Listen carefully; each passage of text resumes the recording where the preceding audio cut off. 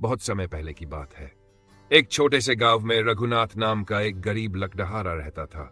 रघुनाथ बहुत मेहनती था, लेकिन उसकी गरीबी उसका पीछा नहीं छोड़ती थी। वह रोज सुबह जंगल जाता, पेड़ों को काटता और लकड़ियां बेचकर जो थोड़े बहुत पैसे मिलते उसी से अपना गुजारा करता। कई बार उसे इतना भी नहीं मिल पाता कि वह और उसका परिवार भरपेट खाना खा सके। एक दिन रघुनाथ हमेशा की तरह जंगल में लकड़ी काटने गया। वह एक बड़े पेड़ को काटने की कोशिश कर रहा था, लेकिन उसका कुल्हाड़ा पुराना हो गया था और सही से काम नहीं कर रहा था। थककर उसने पेड़ के नीचे बैठकर आराम करने का सोचा। तभी उसने पास के झरने से एक चमकती हुई रोशनी देखी।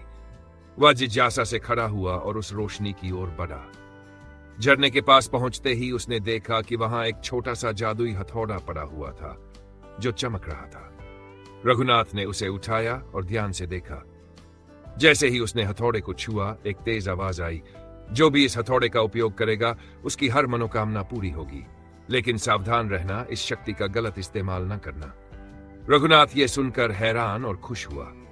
उसने सोचा कि यह हथौड़ा उसकी गरीबी और दुख को समाप्त कर सकता है। उसने हथौड़े को आजमाने का फैसला किया। उसने अपने टूटे हुए कुल्हाड़े की ओर देखा और कहा, अगर यह हथौड़ा सचमुच जादुई है तो मेरे कुल्हाड़े को नया और तेज बना दे। जैसे ही उसने ऐसा कहा, उसका कुल्हाड़ा एकदम नया और चमकदार हो गया। रघुनाथ की खुशी का ठिकाना न रहा। अब रघुनाथ ने सोचा कि उसे लकड़ियां काटने में और तेजी लानी चाहिए। उसने जादुई हथौड़े की मदद से बड़े बड़े पेड़ काटे और उन्हें आसानी से अपने घर ले आया। अगले दिन उसने लकड़ियां बाजार में बेची और पहले से ज्यादा पैसे कमाए। धीरे धीरे उसकी हालत सुधरने लगी। जादुई हथौड़े की वजह से रघुनाथ की जिंदगी बदलने लगी। अब वह और मेहनत करता और ज्यादा पैसे कमाता। उसने अपने घर को ठीक करवाया और अच्छे कपड़े खरीदे। गांव वाले उसकी तरक्की देखकर हैरान थे, लेकिन धीरे धीरे रघुनाथ में लालच आने लगा। उसे लगा कि हथौड़ा केवल काम आसान करने के लिए नहीं, बल्कि और भी बड़ी चीजें पाने के लिए है।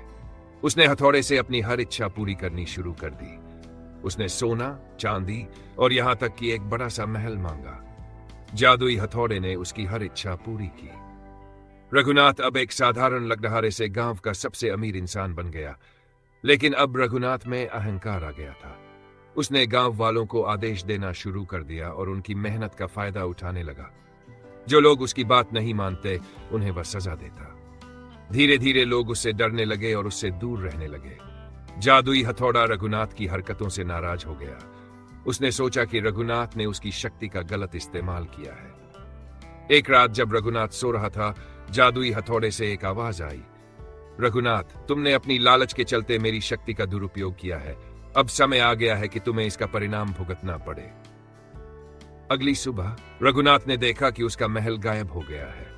उसका सारा सोना चांदी भी खो गया था। यहां तक कि उसका पुराना घर भी वापस वैसा ही हो गया जैसा पहले था। उसके पास केवल वही कुल्हाड़ा बचा था जो उसने पहले इस्तेमाल किया था। रघुनाथ को अपनी गलती का एहसास हुआ। उसने सोचा, मेरी मेहनत और सच्चाई ही मेरी असली ताकत है। मैंने लालच में आकर इसे भुला दिया। अब मैं फिर से ईमानदारी से मेहनत करूंगा। उस दिन से रघुनाथ ने फिर से अपनी पुरानी जिंदगी शुरू की। उसने सच्चाई और मेहनत को अपनाया और कभी भी जादुई शक्ति या लालच की ओर नहीं देखा। यह कहानी हमें सिखाती है कि मेहनत और सच्चाई से बड़ी कोई शक्ति नहीं है। जादुई हथौड़े जैसे चमत्कार भी तभी काम आते हैं जब उनका सही उपयोग किया जाए। लालच और अहंकार हमेशा विनाश की ओर ले जाते हैं।